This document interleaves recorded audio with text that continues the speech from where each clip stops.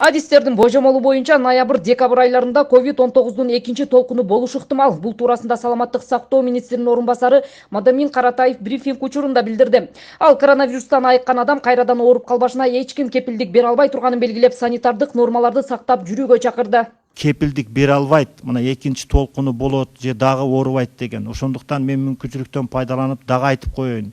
Мындай антитела бар, мен ооруп чыктым, болду, мен оорубайм дегенден алыс бололу дагы санитардык эпидемиологиялык талаптарды сактайлы. Андан кийин эми адистердин айтышы боюнча божомол. Бизде азыркы күндө божомолдо ушул экинчи толкун эмес, бул жерде мына ноябрь-декабрь айларында сасык тумоо менен респиратордук вирустук инфекция кошулганда кандай болот деген коркунучтар, коопсуздуктар турат.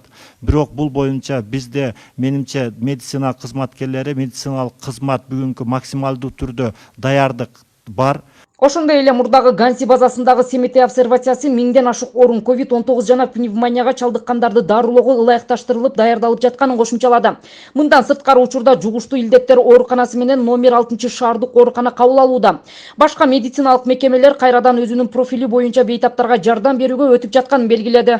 Ана дагы айтып кетейин десек, мына биз Семетей обсервациясын бүгүн толук гана мына 1000 койкадан ашык койкаларды даярдап, биз толук атайы пневмония менен ковидке байланышкан ооруларды жаткызууга даярдап жатабыз.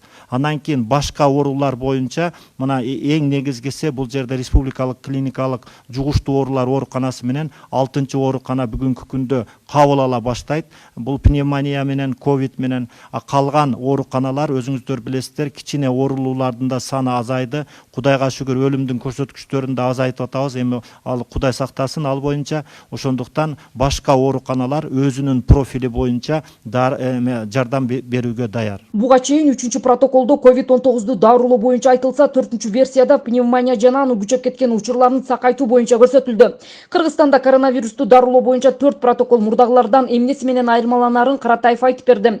Анын айтымында жакында документ министрлик тарабынан бекитилип, дарыгерлерге колдонууга берилет. Буга чейин протоколдун 4 версиясы Россиядан келген дарыгерлерге да көрсөтүлүп, алар тажрыйбасына таянып сунуштар айтылган. Ушул жылдын 7 айын жыйынтыгы боюнча Кыргызстанда өндүрүлгөн электр энергиясынын көлөмү азайды. Бул тууралуу брифинг учурунда өнөр жай, энергетика жана жер казынасын пайдалануу боюнча мамлекеттик комитеттин төрагасы Эмиль Осмонбетов билдирди. Январь-июль айларында 9 миллиард киловатт-саат энергия өндүрүлдү. Эмиль Осмонбетовдун айтымында 1-августка карата Токтогул суу сактагычындагы суунун көлөмү 14 миллиард куб метрди түздү. Бул өткөн жылдын 1-августуна салыштырмалуу 2,4 миллиард куб метрге аз. 1-августка Токтогул суу сактагычындагы суунун көлөмү 14,1 миллиард куб метрди түздү. Ал эми былтыркыга караганда 2,4 миллиард куб метрге аз. Бүгүнкү күнгө Токтогул суу сактагычындагы суунун көлөмү 14,5 миллиард куб, ал эми былтыркыга караганда 2,3 миллиард куб метрге аз. Быйылкы жылдын 1-августуна карата электр энергиясынын өндүрүшү 9 миллиард киловатт-саатты түзүп, 2019 жылга салыштырмалуу 102,8 миллион киловатт-саатка же 0,2% аз болду. 7 айдын жыйынтыгы боюнча 1,5 миллион гигакалория жылуулук энергиясы өндүрүлдү. Акыркы 7 айда электр энергиясында 3137 жолу авариялык өчүрүү болду. Быйыл авариялык өчүрүүлөр былтыркы жылдын ушул мезгилине караганда 348ге көп.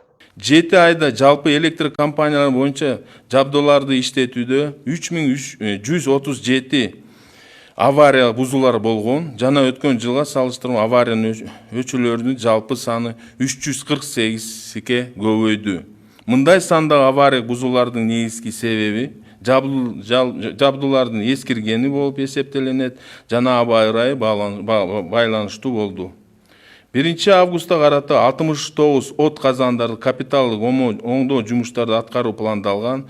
Иш жүзүндө 71 от казандардын капиталдык оңдоо жумуштары аякталган. Өткөн айда Кыргызстанда Таза кол коомдук уюму Токтогул суу сактагычындагы сууну кескин азайып кеткенин билдирип, бул кышта жарыктын өчүрүлүшүнө алып келерин эскерткен. Уюм электр энергиясы жана суу коңшу өлкөлөргө сатылгандан улам ушундай кырдаал жаралганын билдирген.